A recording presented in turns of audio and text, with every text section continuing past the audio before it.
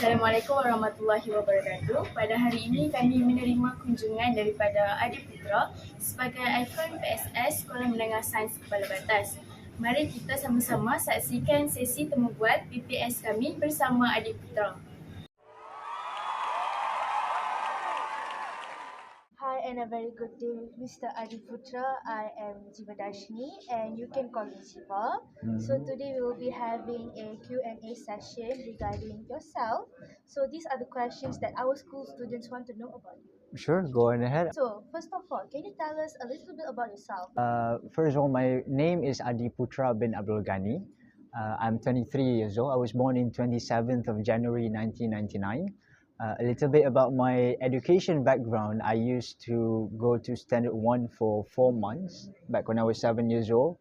I had to quit because I got an offer from University Islam Antarabangsa, UIA, in Gombak for A level, which is in physics, chemistry, biology, mathematics, and additional mathematics at that time.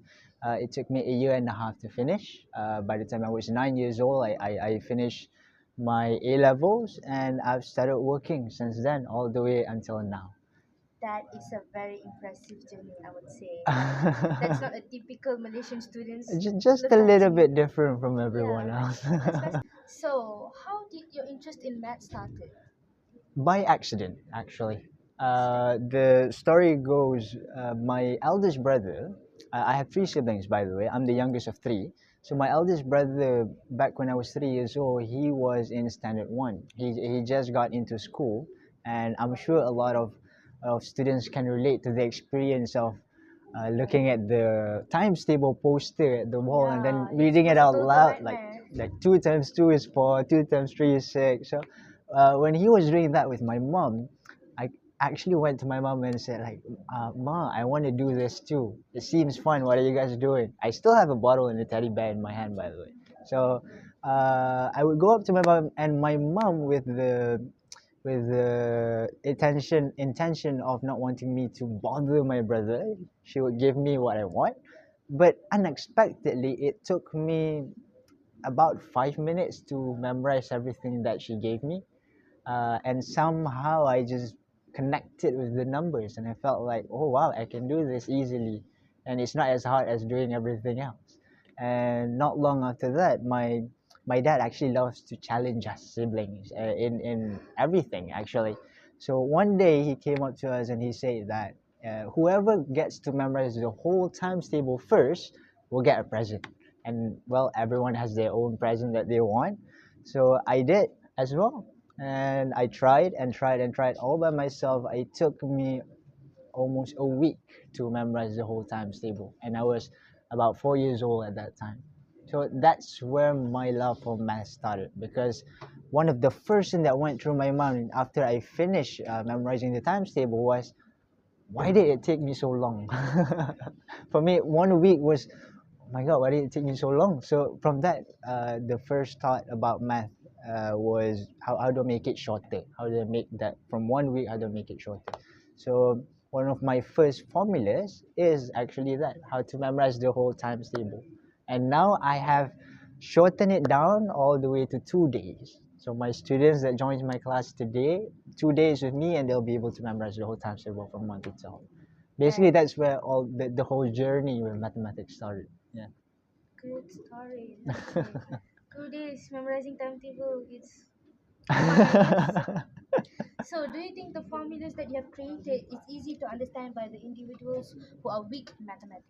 Definitely, yes. Because when it comes to my mathematics, it's not just about using logic uh, to solve the equations. It's about using your creativity as well. Some students, they have trouble understanding mathematics because some students are more inclined towards arts, towards the creative side of the mind. All right. So when I do my formulas, I try to incorporate both, not just the logical side of it, but the creative side of it. So that's why a lot of my formulas, it involves lines, it involves circles, going over there, going over here, all just to get the same answer. I watched your TV IQ shows. I know that.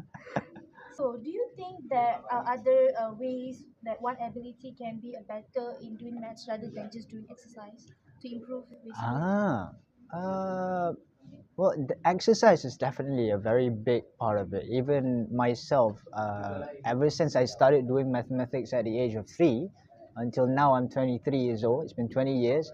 I so far I've never missed a day of doing mathematics. So every single day, not a lot, just two questions every day. Even if it's just a simple question, it's just a matter of always keeping it on, always keeping the engine running. But aside from that, uh, also a big part in mathematics is also memorizing actually. Yeah. But it does take a lot of exercise. Yeah. Practice makes perfect. Practice makes perfect, definitely. It's not just in mathematics, it applies to everything. Mm. Well, we Mhm. all know that you're very famous. Being famous, is it stressful? I guess. It was very stressful back when I was a kid, Yeah, you're basically, young that time. because I was very young. I didn't understand what it was to be famous. Essentially, every day there would just be people coming over, reporters would be coming, the TVs would come, everyone would be asking me questions wherever I go. Everyone wanted to take pictures wherever I go. So it was kind of stressing. But after growing up, I start to realize that hey, it's part of the responsibility of all of this. God gave me all of this knowledge for me to give it back as well. Mm. So, what do you do in current state of your life? Job? I'm currently working.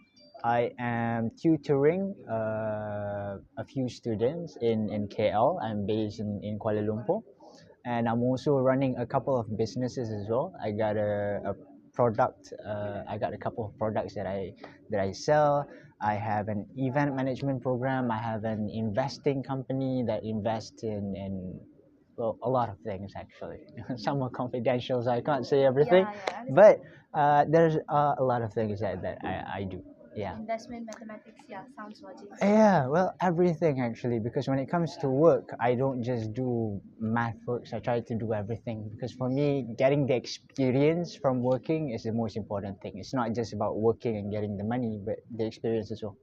So, as a person who is very good in mathematics, what kind of courses we could pursue in university later?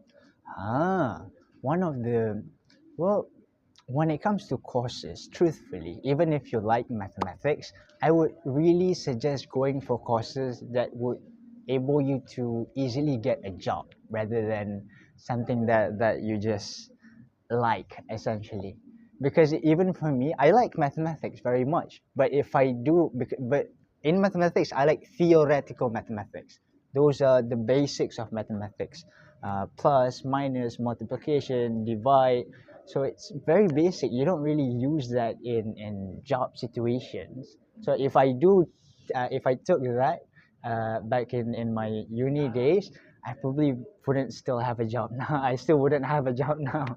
So find something that you love. Keep going at it. Keep learning about it. Keep improving yourself on it. But when it comes to studies, be realistic and pick something that would help you in the future. So go for industries that are growing. For example, technology is a very big industry now. If you took cyber security, for example, you could easily land a job, and you will still be doing a lot of mathematics doing that. Yeah. So, you love that job and at the same time you're earning good. Yes.